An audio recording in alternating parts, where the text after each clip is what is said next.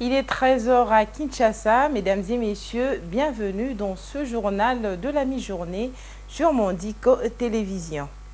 Drame survenu le 27 juillet lors du concert de l'artiste musicien chrétien Mike Kalambay.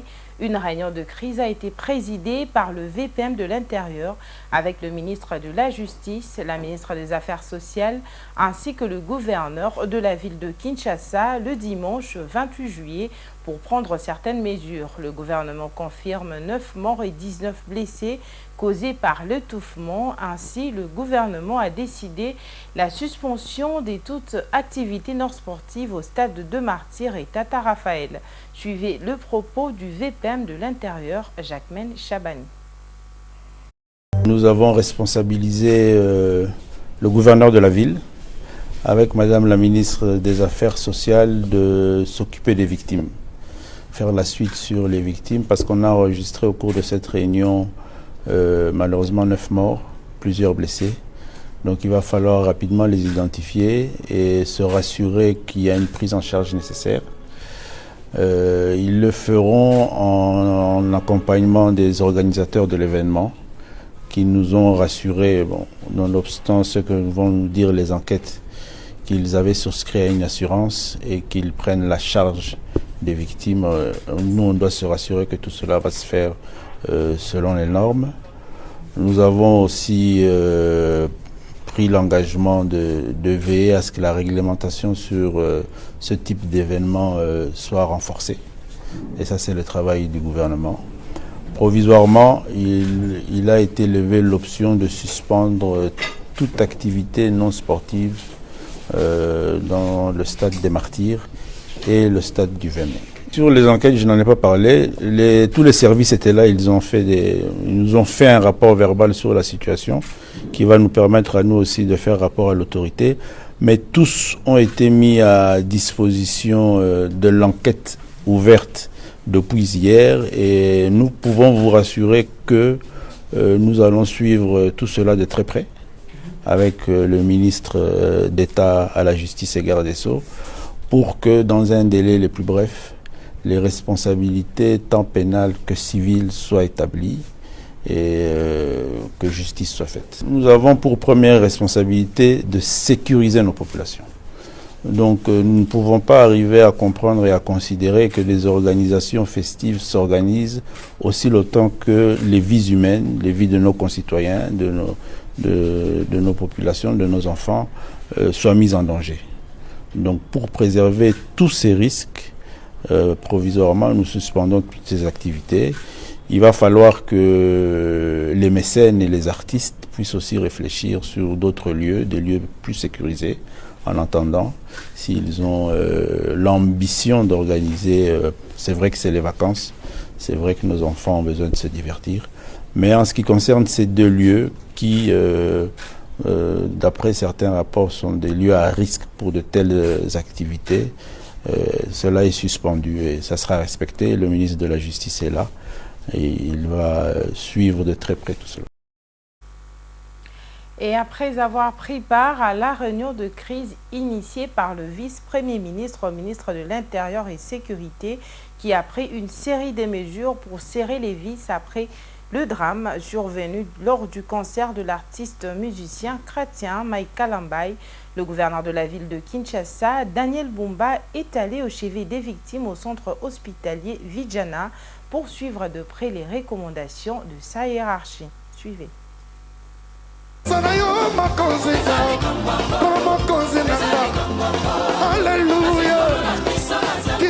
Un mouvement de foule a causé la mort de 9 personnes, dont 2 femmes, lors du concert de l'artiste gospel Mike Kalambay au stade de Martyrs à Kinshasa le samedi 27 juillet 2024. Tout en déplorant le drame provoqué par le débordement de personnes, le gouverneur de la ville de Kinshasa, Daniel Bumba, a diligenté une enquête pour déterminer les responsabilités de cette tragédie. Il a également fait les déplacements pour s'enquérir de l'état d'avancement de la commission mise en place pour assister les familles victimes. D'abord, il faut souligner que c'est une crise que nous gérons depuis la journée. Les équipes étaient sur terrain pour essayer un peu de voir, de gérer catastrophe qui s'annonçait déjà. Moi, ma tournée, c'était pour suivre les instructions que nous avons données aux équipes sur la prise en charge. Et ma présence, ma tournée, c'est pour me rassurer de la prise en charge que les victimes en bénéficient. Mais, d'entrée des jeux, je tiens d'abord à présenter mes condoléances les plus attristées aux familles des victimes. Et nous pensons qu'il n'est pas juste que nous perdions nos jeunes gens, nos mamans et ainsi que nos frères parce qu'ils sont venus dans des activités culturelles ou cultuelles. Alors les équipes sont sur place.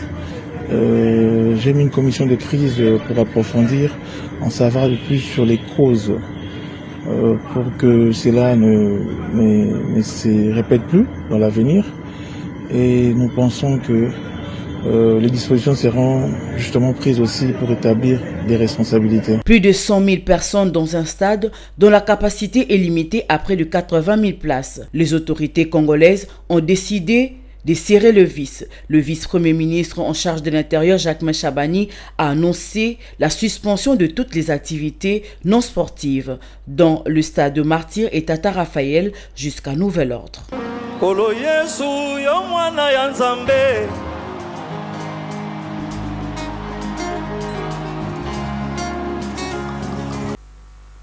Changeons de chapitre à présent et nous sommes dans la province du Maïndombe où 5 personnes ont été tuées vers 5 heures le dimanche 28 juillet dans la ferme Pouébé à 3 km du village Bonkou au territoire de Kwamout.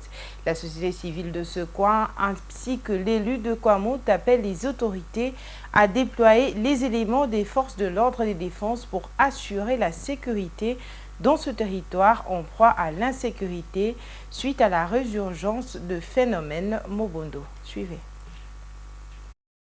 3 enfants, une femme et un jeune homme de 22 ans ont été tués dimanche 28 juillet à 5 h du matin dans la ferme Pouébé située à 3 km du village Kambankou sur la route nationale 17. Les miliciens Mobondo qui ont fait incursion étaient munis d'armes de guerre et le corps des victimes gisait encore sur le sol jusque dans les après-midi. La nouvelle est livrée par le député national élu de Kwamout, Guy Moussomo, et confirmée par la société civile de Kambankou. Le député appelle les autorités à déployer les éléments de force de l'ordre et de défense afin de sécuriser la partie sud du territoire de Kwamout. Les villageois ne savent comment se rendre sur le lieu du drame pour récupérer le corps de leur frère. Après une certaine accalmie, le territoire de Kwamout connaît une résurgence du phénomène Mobondo. La population paysanne ne sait plus à quel sens se vouer. L'élu de cette partie du pays sollicite auprès du gouvernement central les déploiements de FARDC et des policiers pour intensifier les patrouilles afin de mettre hors d'état de nuire les assaillants qui perturbent la quiétude de la population. Après plusieurs mois d'accalmie, les violences ont refait surface au mois de juillet à Kwamout. Le 12 juillet dernier, une première attaque des miliciens contre la position de l'armée à Kinsele a été stoppée. Les miliciens sont revenus à la charge le 14 juillet, affrontements qui ont fait plus de 100 morts, dont 9 du côté de forces loyalistes. Et du côté de la Chambre haute du Parlement, initialement prévu pour ce lundi 29 juillet, le traitement des candidatures est donc fixé pour le vendredi 2 août, tandis que la campagne débutera le lundi 5 août. Ce réaménagement est dû aux contraintes techniques et logistiques. Le calendrier de l'élection du bureau définitif de la Chambre haute du Sénat ainsi que son installation auront lieu le mercredi 7 août, à en croire le communiqué du rapporteur du bureau provisoire du Sénat. Commentaire de Rantaluela. Qui sont pour 29 juillet 2024, l'ouverture du bureau de réception de candidatures aux différents postes de membres du bureau définitif du Sénat a été décalée de 72 heures. Le bureau d'âge de la Chambre haute du Parlement justifie cette modification du calendrier par de problèmes techniques et logistiques. Dans le calendrier réaménagé, le dépôt de candidature est fixé au vendredi 2 août. alors que le samedi 3 août 2024, il est prévu l'examen des candidatures par la commission ad hoc et l'affichage de la liste provisoire des candidats retenus. Selon Ivan Kazadi Kankonde, rapporteur du bureau provisoire, le lundi 5 août, il y aura examen des candidatures de la commission ad hoc et affichage de la liste définitive. Après cette étape, le mardi 6 août, la séance plénière d'audition de messages de campagne électorale, alors que l'élection proprement dite et installation du bureau définitif est annoncée pour le mercredi 7 août prochain. Cette évolution de la situation politique au niveau de la Chambre haute du Parlement va une nouvelle fois accélérer les tractations au sein de la majorité parlementaire, tout comme à l'opposition pour la composition du ticket à présenter pour l'élection de membres du bureau définitif. Sur les 7 postes du bureau définitif du Sénat, la majorité parlementaire à elle seule aura droit à 6 postes et l'opposition un seul. L'élection et l'installation du bureau définitif du Sénat va automatiquement sanctionner la fin de la session extraordinaire inaugurale ouverte par la mise en place du bureau d'âge du Sénat conformément aux dispositions de l'article 114 de la Constitution de la République. Ces nouveaux bureaux qui sera élu va succéder officiellement au bureau Modeste Bahati Lukwebo qui a géré la Chambre haute du Parlement durant 3 ans. Pas de transport en commun dans la ville de Kinshasa ce lundi 29 juillet 2024 dans la matinée. Plusieurs personnes ont attendu désespérément le transport dans les arrêts de bus. Les chauffeurs ont déclaré un mouvement de grève pour dénoncer les tracasseries des agents de l'ordre et l'augmentation du carburant. Mais toutefois, dans certains coins de la capitale, la situation est revenue à la normale. Didier Lefombois était sur place. Les chauffeurs de la ville de Kinshasa ont décidé de sécher le travail pour protester contre les tracasseries dont ils sont victimes de la part des agents de l'ordre et contre la hausse de carburant. Une grève de transport en commun s'est observée dans la matinée de ce lundi 29 juillet 2024 dans la ville de Kinshasa, pénalisant plusieurs personnes qui devaient se rendre sur leur lieu de travail. Des foules étaient visibles aux arrêts de bus, comme on peut le voir sur ces images, dans l'espoir de trouver un bus. Mais je ne sais pas aller. Comme il y a la grève comme ça, je ne peux pas aller. Il n'y a pas les transports. Il y a les chauffeurs qui revendiquent concernant la taxation des prix. Parce que les chauffeurs réclament qu'avant de fixer le prix, il faut réduire d'abord le prix du carburant. C'est ça le problème. Et vraiment, ça fait mal parce que nous, la population, nous sommes presque abandonnés. Nous sommes abandonnés dans notre triste sort. Il y a l'absence de l'autorité de l'État. Cette absence est due parce que l'État ne fixe pas les prix et l'État ne fait presque rien. Le transport est abandonné aux mains de receveurs. Les receveurs taxent les prix par leurs humains et vous voyez la conséquence que nous subissons maintenant. Cet autre usager qui n'a pas pu se rendre à son lieu de travail sollicite l'implication de l'État pour pallier à cette situation. Là, nous sommes fatigués avec de ça, nous sommes vraiment très fatigués parce que l'État doit vraiment prendre une décision très forte pour ça parce que là, ça nous complique.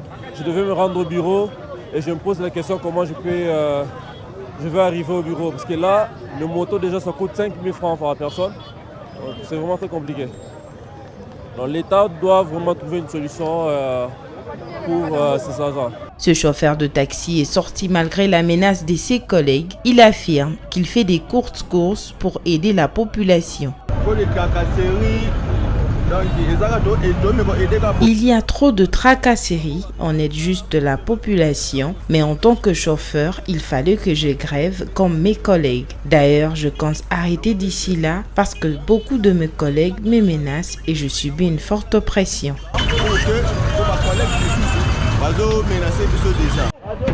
Les quelques bus qui se positionnent pour faire le transport ont été menacés par leurs collègues, décidés de faire respecter le mot d'ordre de grève. Toutefois, la situation est revenue un peu à la normale aux environs de midi dans certains coins de la capitale. L'actualité, c'est aussi en dehors de nos frontières. Au Nigeria, la justice nigérienne a condamné 125 militants et financiers du groupe Boko Haram. Ils ont été reconnus coupables d'accusations liées au terrorisme et à son financement, ainsi que d'autres. C'était lors d'un procès de masse. Diane Bonga nous en dit plus. Depuis 2019, les groupes Boko Haram a tué de milliers de personnes et en a déplacé des milliers d'autres. En avril 2014, les groupes avaient provoqué une consternation planétaire après avoir enlevé plus de 270 filles dans une école de la ville de Chibok. La campagne Bring Back Our Girls avait dans la foulée été lancée pour tenter d'obtenir leur libération. Plus de la moitié des filles ont été découvertes, des nombreuses étant mères de plusieurs enfants. Les derniers procès de masse de suspects de Boko Haram ont eu lieu entre 2017 et 2018 où 163 personnes ont été condamnées et 887 libérées. Et aux États-Unis, les candidats républicains à la présidentielle étaient samedi à St. Cloud, dans le Minnesota, un État qui échappe au Grand Old Party depuis 52 ans. Lors de ces rassemblements, James David Vance, candidat républicain pour la vice-présidence américaine, a répondu à Kamala Harris qui aurait mis en cause sa loyauté envers les États-Unis. Commentaires et images. Je voudrais demander à la vice-présidente ce qu'elle a fait pour remettre en cause ma loyauté envers ce pays. J'ai servi dans le corps des Marines des États-Unis. Je suis allé en Irak pour ce pays. Et mon colistier a pris une balle pour ce pays. Ma question à Kamala Harris est donc la suivante. Qu'avez-vous fait pour remettre en question notre loyauté envers les États-Unis d'Amérique ? Puis c'était au tour de Donald Trump d'occuper la tribune. Dans une salle acquise à sa cause, l'ex-président a repris ses thèmes de prédilection dont la protection de frontières, avec à la clé une accusation contre Kamala Harris. La destruction mortelle des frontières de l'Amérique par Kamala Harris est complètement et totalement disqualifiante pour qu'elle devienne présidente. On ne peut pas avoir une telle personne comme présidente.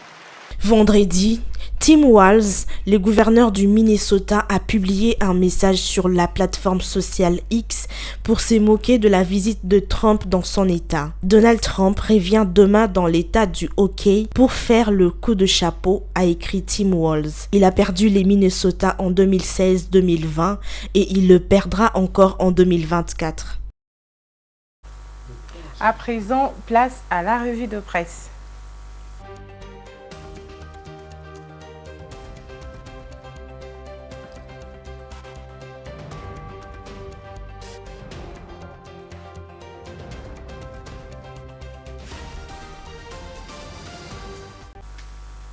La revue de presse, c'est avec Diane Bonga. Bonjour Diane.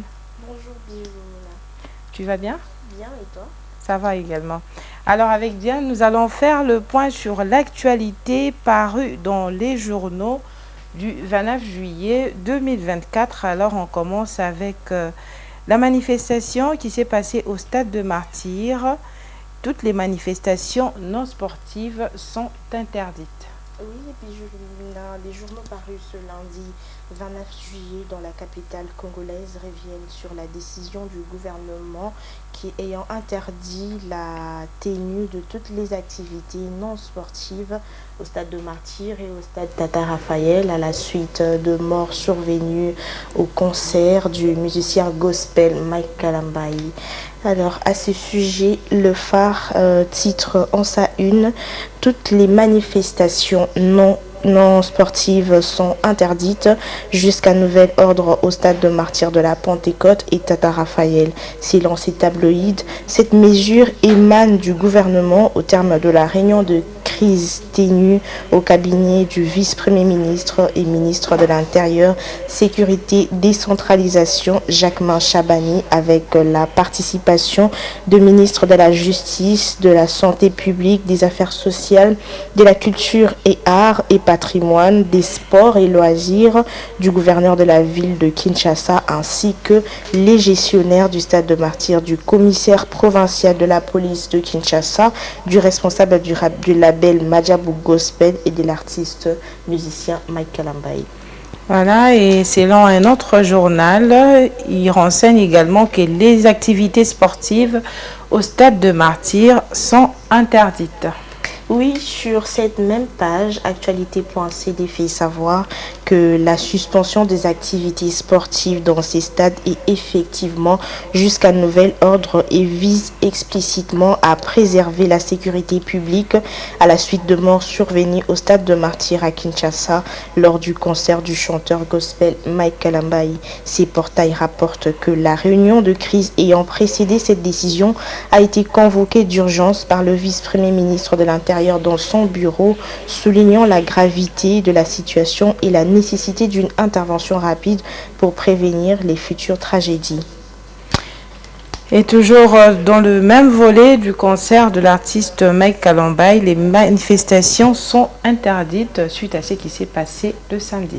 Oui, sur le même volet, en conséquence, Mediacongo.net titre que les concerts des artistes musiciens Fally Ipupa et Ferregola prévus en août 2024, respectivement au stade de Martyrs et au stade Tata Raphaël, sont donc annulés. Ces quotidiens citent le ministre de la Santé publique Roger Kamba qui explique que des personnes ont trouvé la mort dans ces concerts lors de bousculades tandis que d'autres spectateurs ont été blessés. Il a cependant souligné des failles dans l'organisation de cet événement, indique ce portail. Et on reste toujours dans le même volet avec, comme c'est une actualité, le ministre de l'Intérieur suspend les activités au stade de Martyrs et Tata Raphaël jusqu'à nouvel ordre. Oui, néanmoins, souligne 7sur7.cd, l'opinion avisée s'y pose la question sur la légèreté avec laquelle les autorités gouvernementales, urbaines et policières accordent aux artistes musiciens des autorisations d'accès à l'enceinte des stades sans précaution préalable, fermant ainsi les yeux sur la capacité d'accueil maximale au stade de Martyrs qui est de 80 000 places assises. Cet hebdomadaire regrette que pour des raisons de plein, visiblement destinées à faire un pied de nez à la concurrence, des organisateurs de manifestations n'hésitent pas à distribuer des billets d'entrée dépassant les 100 000 places. Selon le confrère, les morts et blessés de ce samedi viennent s'ajouter à la liste déjà longue de concerts antérieurs qui, d'évidence, n'ont jamais suscité une réflexion des autorités qui très vite ferment les yeux en attendant l'immanquable et la prochaine tragédie. Et les normes de sécurité bafouées au concert de Mike Kalambaye, Moïse Katumbi s'en prend au pouvoir public. Oui, Bijou Lumuna, en clôture avec ces chapitres.